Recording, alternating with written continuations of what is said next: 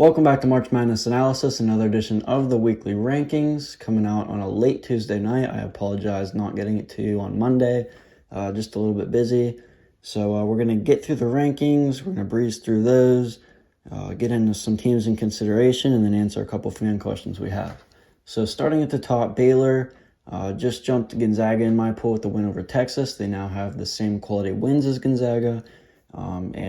Baylor's playing through debatably one of the top two best conferences in college basketball right now in the Big 12. And they have the best combination of offense and defense. Like I said before, they're my pick to win the national title right now. Gonzaga just a slight step behind. We got Michigan at 3. They're going on pause, or they're coming off of pause, excuse me. Villanova at 4 and Ohio State at 5. And I know they lost to St. John's and Virginia Tech, both teams that are on the rise. They're playing really well. But I think Ohio State has proven at this moment in time that they're a little better than Villanova. So I don't have a problem with you arguing with me about that. I have Missouri at 6. They've got a really good resume, besides maybe a loss or two. Still really like where Missouri's at, just knocked off Alabama. I was happy to see Missouri ahead of Alabama in the AP. However, Illinois is still ahead of Missouri. Missouri has 3 losses. Illinois has 5 losses, and Missouri beat Illinois. So I think that's enough to get them at least ahead of Illinois.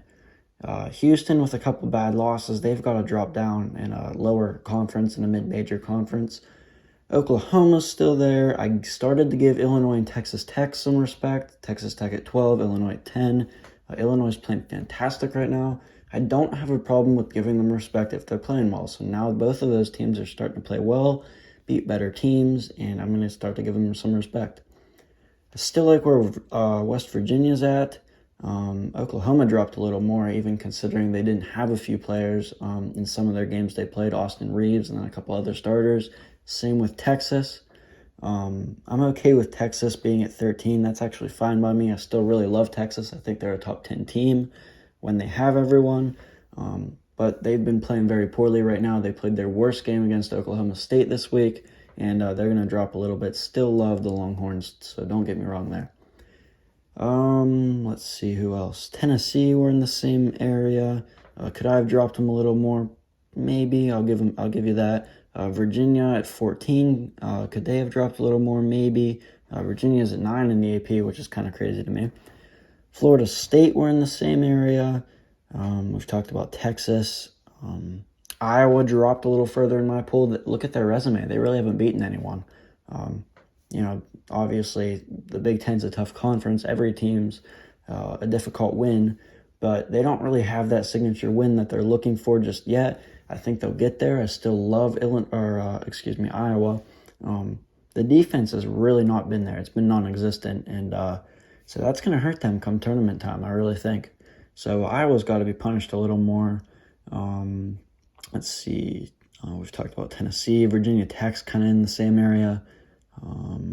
Creighton is still ranked. That's a joke to me. I don't know how Creighton's still ranked. 4 losses to terrible, terrible teams.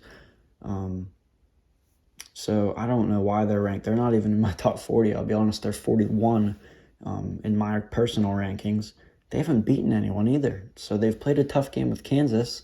But that's really the best thing they've done all year, to be honest with you. So, and the Big East is a little down this year. So, just a tad. But Creighton's still in the top 20, and that's shocking to me. They haven't done anything to prove it. UCLA jumped into the rankings in both the AP and my pool.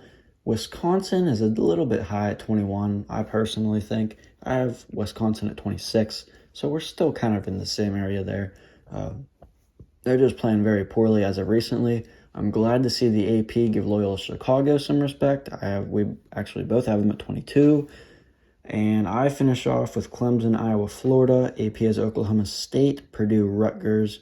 Talked about Oklahoma State. They might be a little bit too high. I might bring them down just a tad. Purdue with 7 losses after they even lost this week to Maryland, I believe. Don't really know why they're still ranked. I still have them at 27. I still like them, but top 25 after a loss is kind of shocking to me. And then the AP, I was surprised, closes off with Rutgers. they haven't really beaten any really, really good teams. So I still love Rutgers. It's just the fact that they haven't beaten anyone real great. I have them at 32. Other teams in consideration, Belmont's playing great, even though they don't really have a super difficult schedule. St. Louis is still there. UCLA is still there after the loss.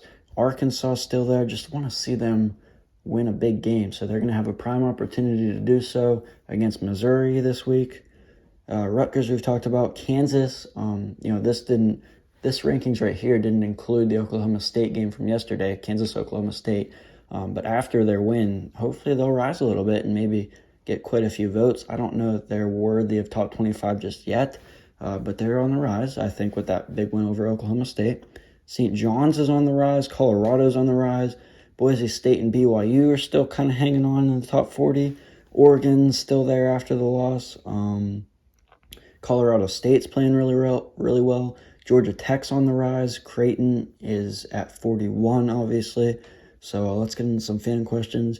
Vols Galaxy says Tennessee rank is fair. Yeah, I think so. I kind of like where they're at 13. They're so inconsistent. They've played games where they played fantastic against Kansas, Missouri. They've one game against Missouri. So they've had some games where they played really well. So that makes me optimistic of Tennessee. However, they've played games where they were really poor. So is 13 a stretch? Maybe I could drop them just a tad, but I think it's pretty fair. Banks Hayes says Belmont is better than Florida, and you can debate with me for that. That's fine.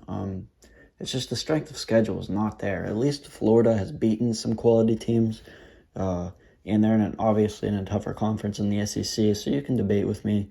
I have them at 25 and Belmont at 28, so we're still in the same area there. He also says that Oklahoma State needs to be a tad lower. I'll agree with you just a little bit. They've beaten some really good teams, and I really love the way that they play. Cade Cunningham's been great. Other players around him have been great, and I think they have a solid resume so far, knocking off a couple top 15 teams.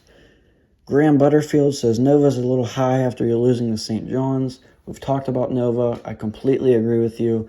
Could I flip-flop them with Ohio State? Sure. At least those teams in the top 10 have the quality wins. Maybe not Virginia. Maybe not Houston. I mean, they beat Texas Tech. But, that's another thing. Houston beat Texas Tech. So I don't know why Texas Tech's ahead of them in the AP. Interesting to me.